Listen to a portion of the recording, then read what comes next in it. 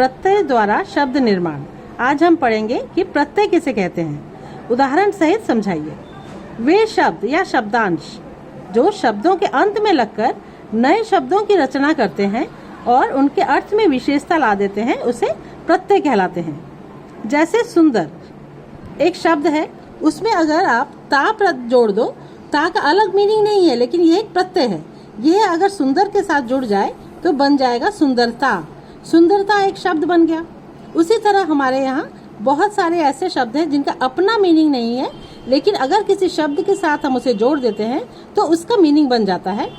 तो ये जैसे एक है प्रत्यय, उस पीछे वाले शब्द को हम प्रत्यय कहते हैं। पहले हमने पढ़ा था उपसर्ग जो पहले लगता है।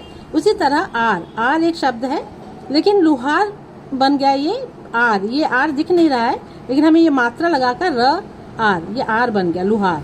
सुनार, चमार। उसी तरह और एक है जैसे इया, ये छोटी ही मात्रा है, छोटी इया।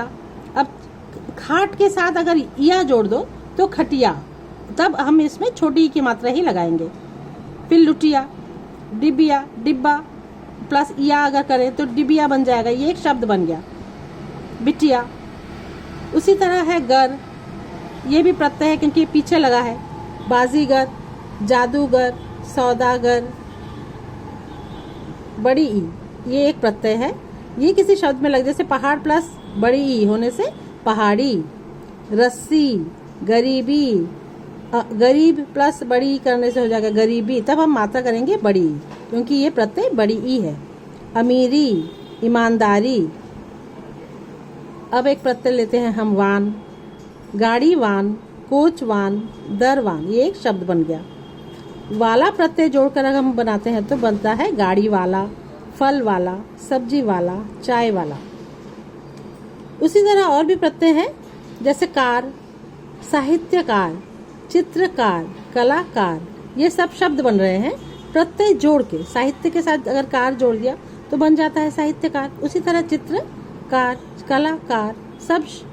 अब और एक प्रत्यय होता है जैसे दार, दुकानदार, चौकीदार, पहरेदार, जमींदार, किराएदार। ता भी एक प्रत्यय है, पहले ही हमने पढ़ा था। सुंदर के साथ ता जोड़कर हमने सुंदरता किया था। उसी तरह ता के और भी शब्द बनते हैं, जैसे विशाल के साथ ता जोड़ दिया है तो विशालता, महान के साथ जोड़ दिया तो महानता, उच्चता, मानवता, नीचता। और एक प्रत्यय लेते हैं हम त्व, लघुत्व, गुरुत्व, पशुत्व, महत्व। और एक शब्द है पन, बचपन, अपनापन, आस, खटास, मिठास। यहाँ पे देखो हमने आप प्रत्यय दिया है, आई से शब्द बनाओ अगर देते हैं तो हम लिखेंगे पढ़ाई, क्योंकि यहाँ पे ये बड़ी ही है तो हम सब बड़ी ही वाली ही शब्द यहाँ पे लिख सकते हैं। लिखाई, मिठाई, सफाई, बुराई, अच्छाई, सच्चाई। ईला, ईला देखो आप बड़ी ही है, तो बड़ी ही मात्रा से अगर प्रत्यय से शब्द बनाने के लिए कहते हैं तो आपको यही शब्द लिखने पड़ेंगे जिसमें बड़ी ही होगा। जैसे रंगीला, सजीला, पुष्पीला, शर्मीला, जहरीला। ठीक है। अब और भी शब्द है जैसे आहट, घबराहट, चिकनाहट, आवट, सजावट, बनावट, लिखावट, आवा, दिखावा, पहनावा, चढ़ावा।